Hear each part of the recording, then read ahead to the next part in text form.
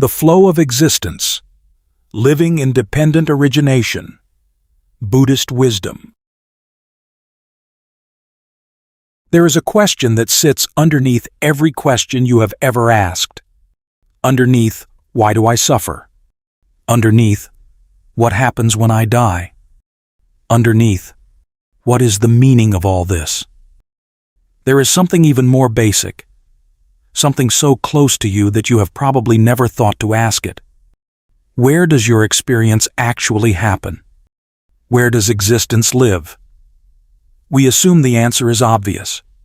Out there, in the universe, in the vast space between galaxies and inside the atoms that make up your body. We assume existence is this enormous thing stretching out in all directions, and we are small creatures inside it, trying to make sense of it all. The Buddha asked this question differently, and what he discovered about where existence lives and how it works might change the way you understand everything. In the Sabha Sutta, the discourse on the all, a monk asked the Buddha what everything means. The Buddha's response was striking. Everything is the eye and what it sees, the ear and what it hears, the nose and what it smells, the tongue and what it tastes, the body and what it touches, the mind and what it thinks. That is the all. Then he added, if anyone were to reject this definition and propose some other version of everything, that claim would be nothing more than empty words. Because what they are talking about lies beyond the reach of any possible experience. The totality of what you can ever know, ever experience, ever speak about with any real meaning is contained within these 6 sense doors and their objects. Every single thing you have ever called the universe, my life, reality, all of it has already passed through these 6 doors. Even your most abstract thoughts about the Big Bang or infinity arise in the mind. They are known through the 6th sense door. They have never escaped this territory. You might think, surely there is more to reality than what my senses can pick up. The Buddha does not deny that possibility. He simply points out that anything you say about that more has already been filtered through your senses and your mind. Even science, with all its instruments, ultimately delivers its findings to eyes reading a screen or a mind interpreting a pattern. In the Rohitassa Sutta, he put it directly. It is in this fathom-long carcass, with its perception and mind, that I describe the world, its origin, its cessation, and the practice that leads to its cessation. The Buddha is not saying the physical universe is an illusion. He is establishing the boundary of meaningful inquiry. Your experience is the only territory you have. Everything else is speculation. And within that territory, on his final night under the Bodhi tree, Siddhartha Gautama turned the full power of his attention inward and discovered something that had always been there, so fundamental that it had been invisible precisely because it was everywhere. Nothing within the entire field of experience arises on its own. Every phenomenon comes into being because certain conditions are present. When those conditions change or disappear, that phenomenon changes or disappears with them. No exception. He expressed this in 4 lines that run through the teachings like a heartbeat. When this exists, that comes to be. With the arising of this, that arises. When this does not exist, that does not come to be. With the cessation of this, that ceases. To appreciate how revolutionary this was, consider what thinkers before him were looking for. They were looking for a foundation, a first cause.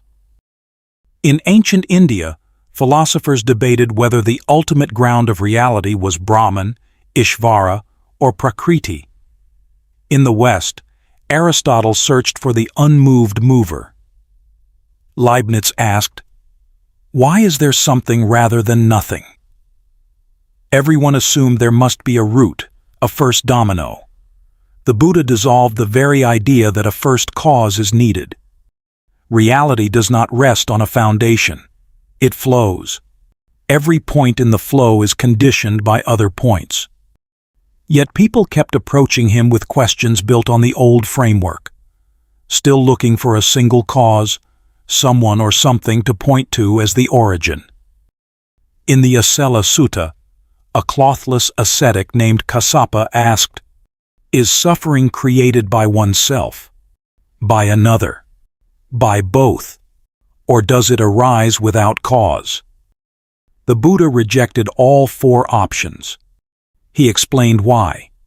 To say, "The one who acts is the one who experiences the result," leads to eternalism. To say, "The one who acts is someone other than the one who experiences," leads to annihilationism. Both views are dead ends. Instead, avoiding these two extremes, the Buddha taught the middle way through dependent origination. Suffering arises through a chain of conditions, from ignorance through to aging and death. Because suffering arises from conditions, understanding and changing those conditions opens the door to liberation. In the Kaccayanagotta Sutta, the Buddha made the same point from another angle. Everything exists. That is one extreme. Nothing exists. That is the other. Without falling into either, the Tathagata teaches by the middle way. Dependent on ignorance, formations arise. The middle way is to see the process itself, the arising and ceasing of conditioned phenomena. And in the Paccaya Sutta, the Buddha declared that this principle, what he called Iddhapaccayata, is a Dhammaniyamata, a fixed principle of reality that exists whether or not a Buddha appears in the world to point it out. He did not create this truth. He uncovered it. If everything arises from conditions, what is the condition that sets the whole process of suffering in motion? The Buddha's answer is avidya, ignorance. And this is perhaps the most misunderstood word in all of Buddhist teaching. The ignorance the Buddha points to has nothing to do with how much you know about the external world. It has everything to do with how you see your own experience.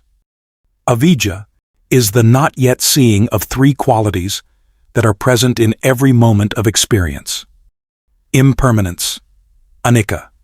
Everything that arises will pass away, yet the untrained mind tends to perceive things as though they will last. Suffering, dukkha.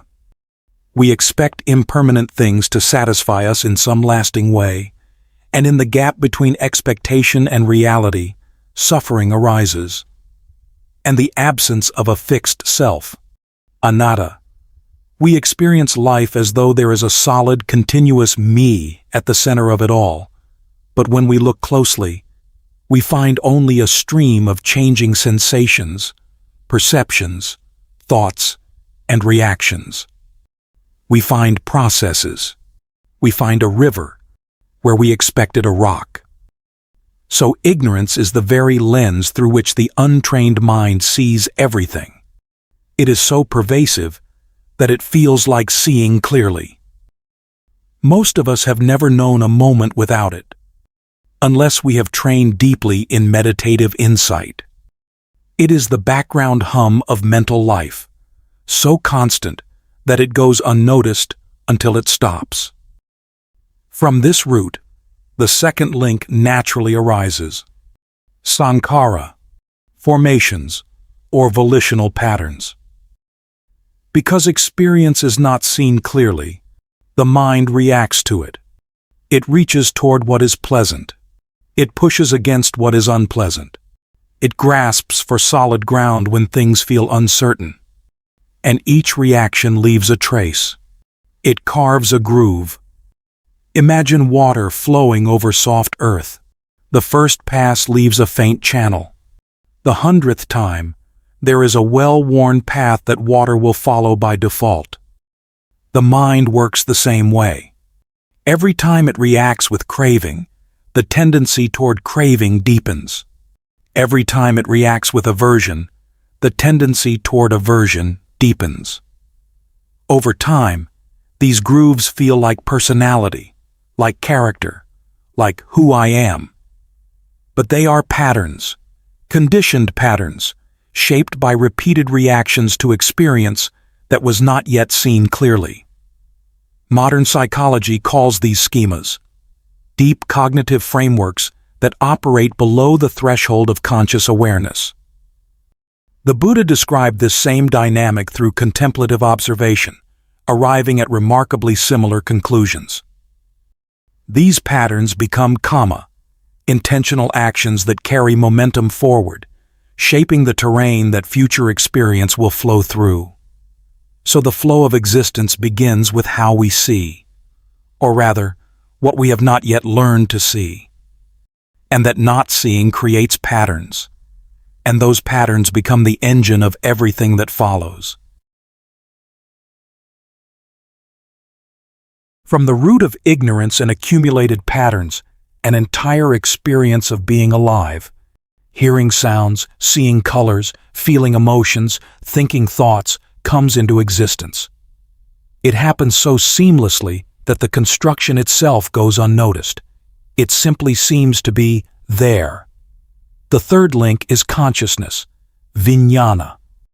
Conditioned by accumulated patterns, a stream of awareness arises. Think of it like a river. The water is never the same from one moment to the next, yet the current is continuous, and its direction is shaped by the landscape beneath it.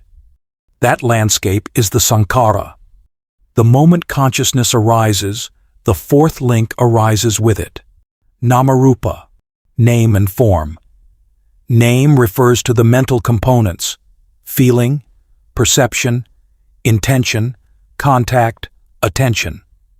Form refers to the physical elements. In the Mahanidana Sutta, the Buddha illustrated this relationship through the image of life in the womb.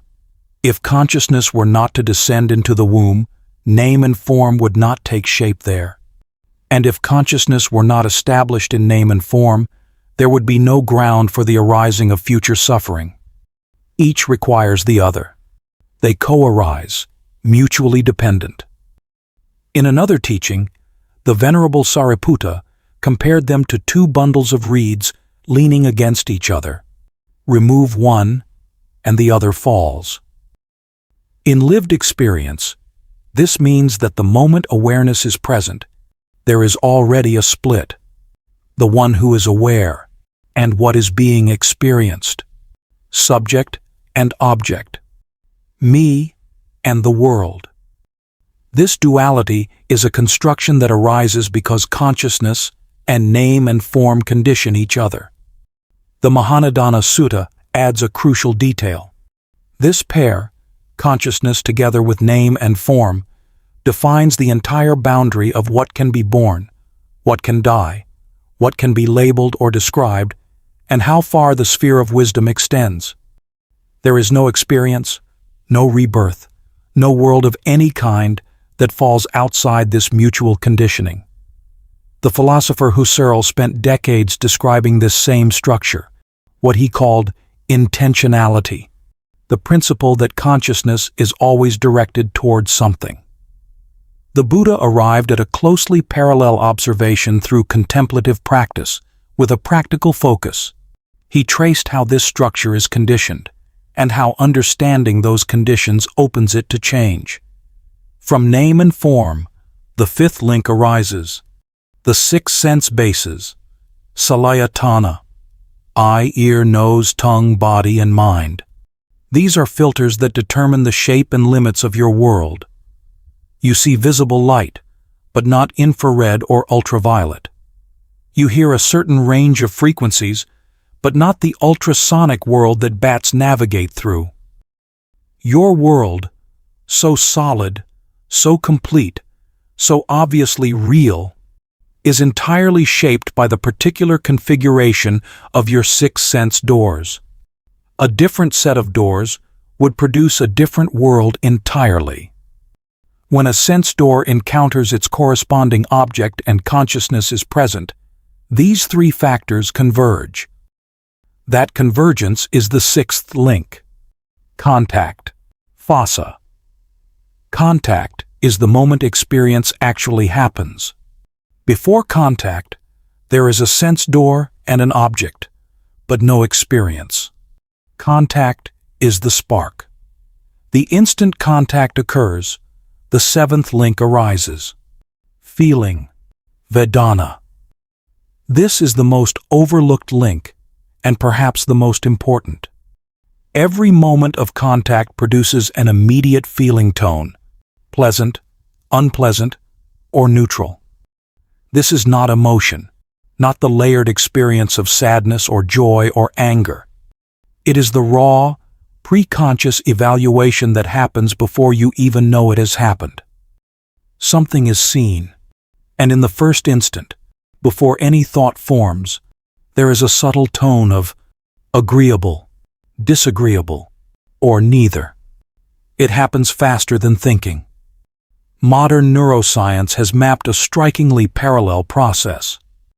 Before the prefrontal cortex forms a conscious evaluation, the amygdala has already flagged the incoming stimulus as positive, negative, or irrelevant in milliseconds.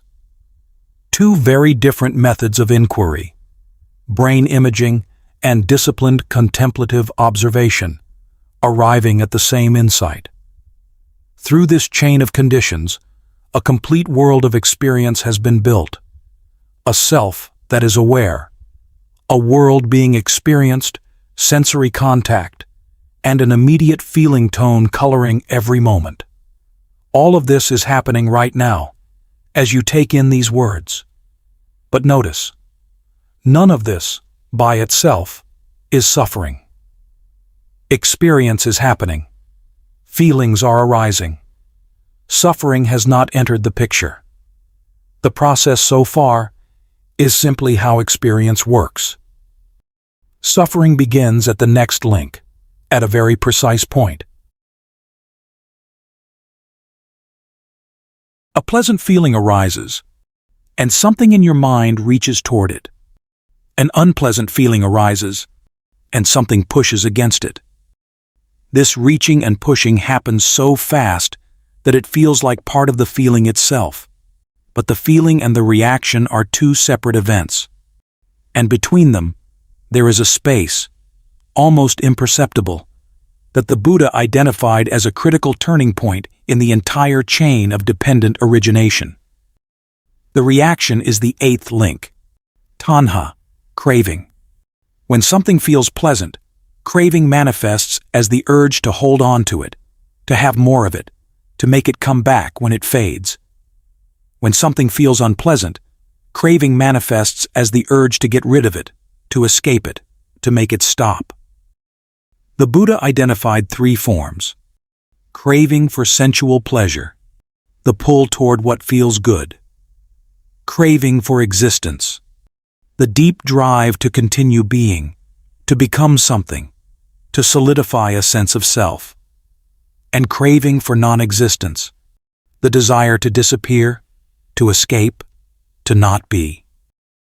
That third form is crucial. Even the desire to be free from suffering, when it takes the form of wanting to escape experience, is itself craving.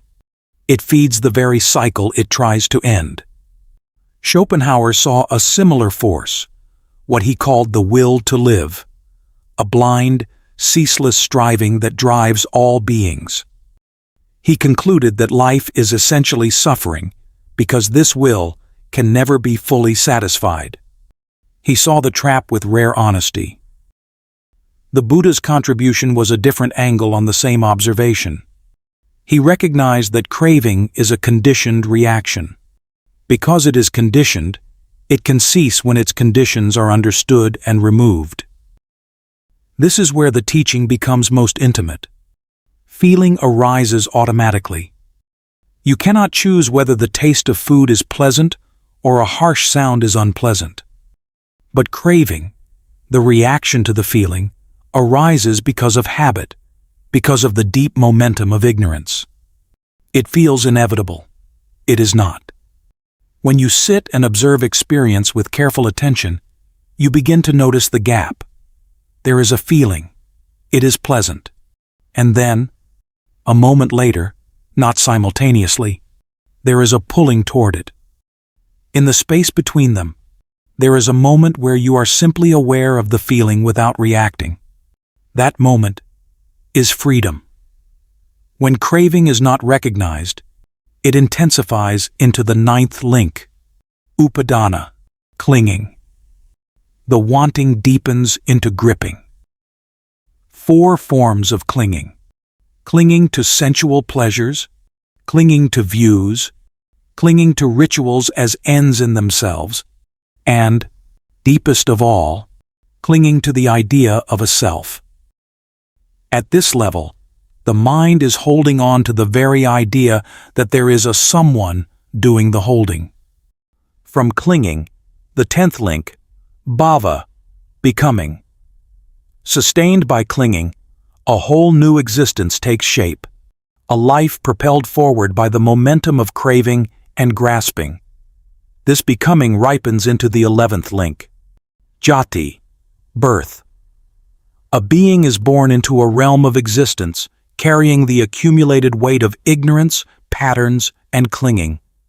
And wherever there is birth, the 12th link follows with absolute certainty, jara marana, aging and death, together with sorrow, lamentation, pain, grief, and despair.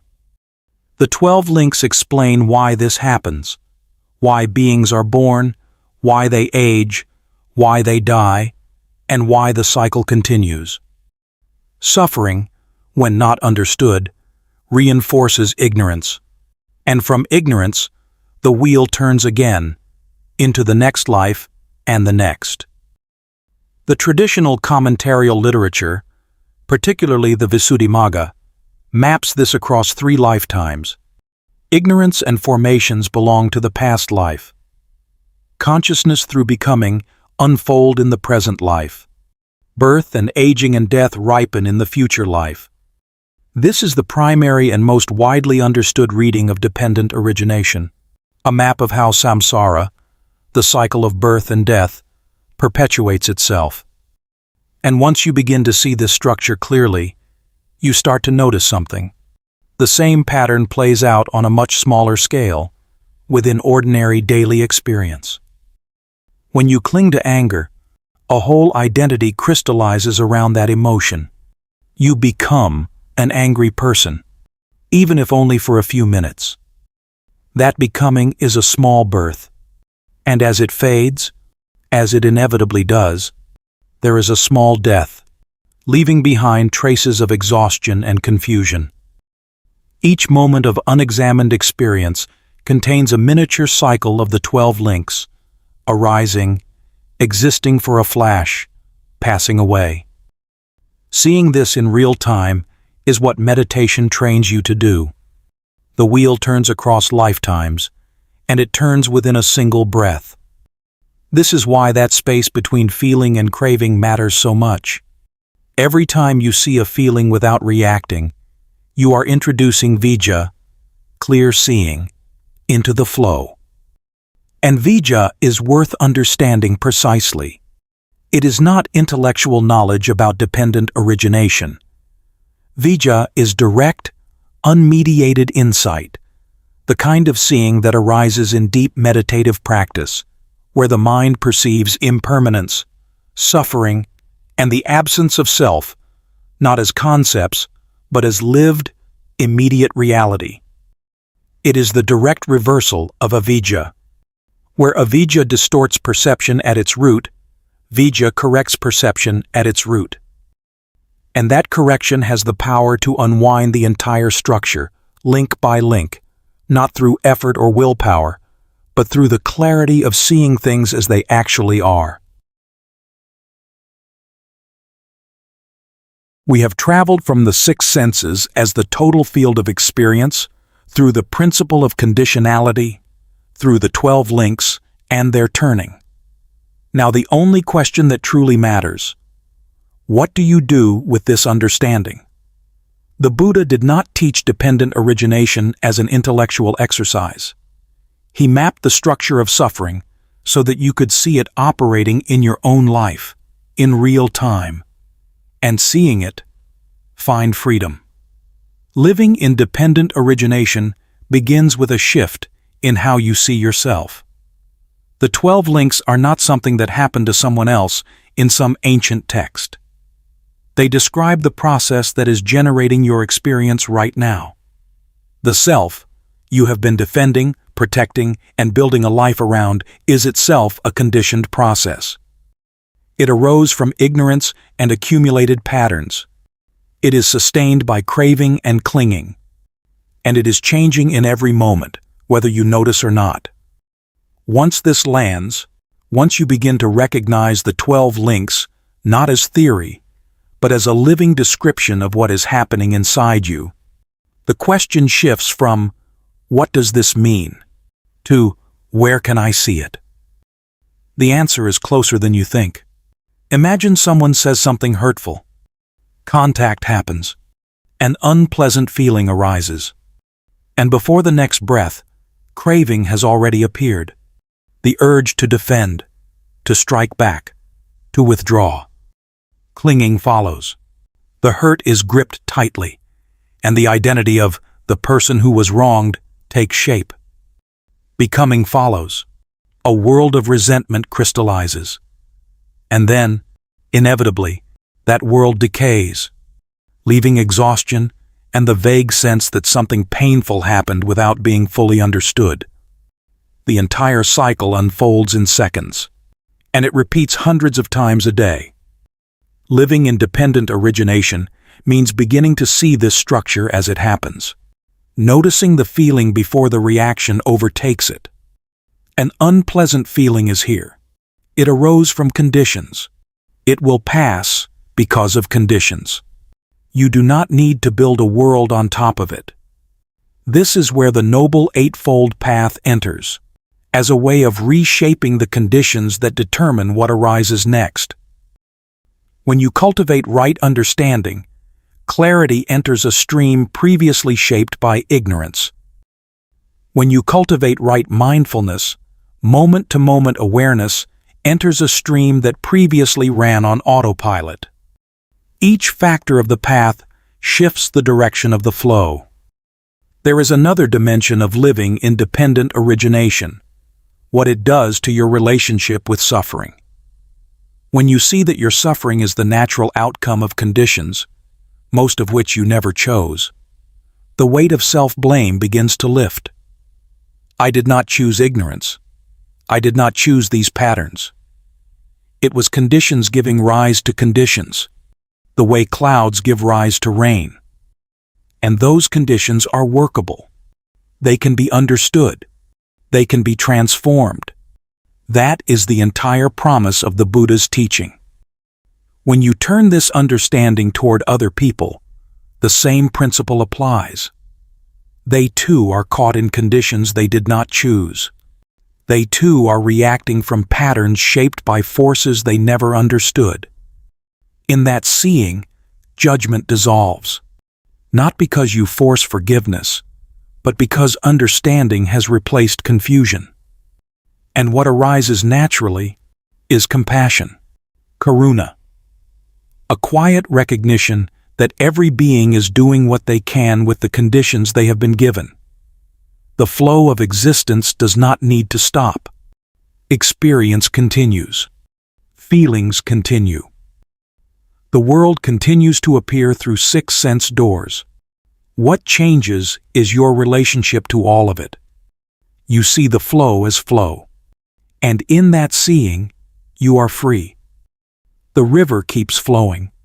And at some point you realize, there was never anyone separate from the water. There was only the flow, vast, interdependent, and the possibility, in every moment, of seeing through it. The Buddha's final instruction, recorded in the Mahaparinibbana Sutta, was simple. All conditioned things are of a nature to decay. Strive on with diligence. All conditioned things decay. That is the truth of dependent origination. Strive on with diligence. That is the path. That is how the flow changes direction. Your freedom, not a destination, but a way of seeing clearly, right here, within the flow itself.